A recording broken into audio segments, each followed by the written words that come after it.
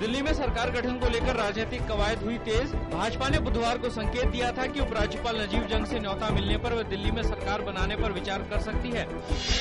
कांग्रेस नेता बरखा सिंह ने कहा कि दिल्ली के लोगों पर दोबारा चुनावों का बोझ नहीं पड़ना चाहिए और लोगों को बिजली पानी की समस्या से निजात दिलाने पर ध्यान केंद्रित होना चाहिए।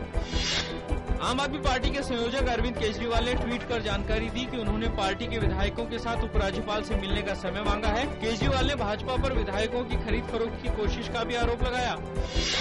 भाजपा नेता मुख्तार अब्बास नकवी ने आम आदमी पार्टी के संयोजक अरविंद केजरीवाल के भाजपा पर आप विधायकों की खरीद फरोख्त के आरोपों को हताशा से प्रेरित बताया।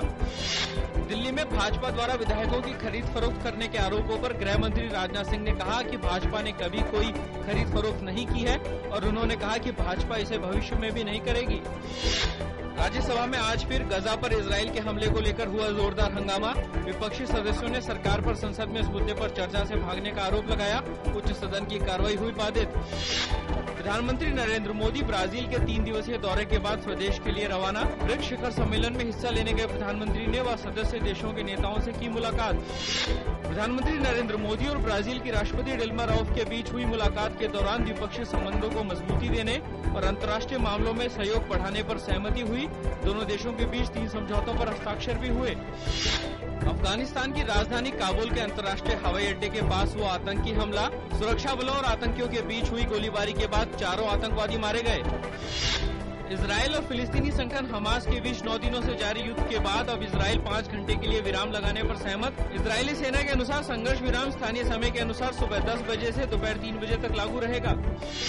अमेरिका और यूरोपीय संघ ने यूक्रेन में सरकार विरोधी खूनी संघर्ष में शामिल विद्रोहियों की मदद करने के आरोप में रूस पर अब तक के सबसे कड़े प्रतिबंधों का ऐलान किया।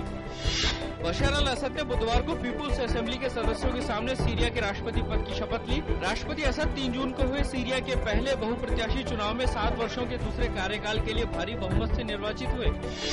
फिलीपींस में तूफान रामासन के कहर से लगभग 20 लोगों की मौत हो गई। यहाँ की राजधानी मनीला में बिजली गुल होने से लोगों को परेशानी का सामना करना पड़ा। 4 लाख से ज्यादा लोगों को सुरक्षित जगहों पर ले जाया गया।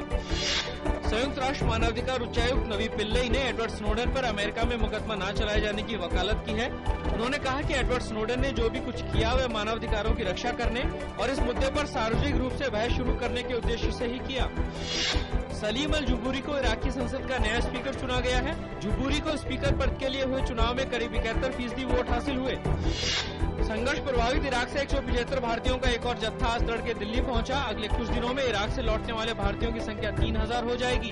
ये भारतीय कल रात नजफ से रवाना हुए थे और आज सुबह दिल्ली पहुंचे।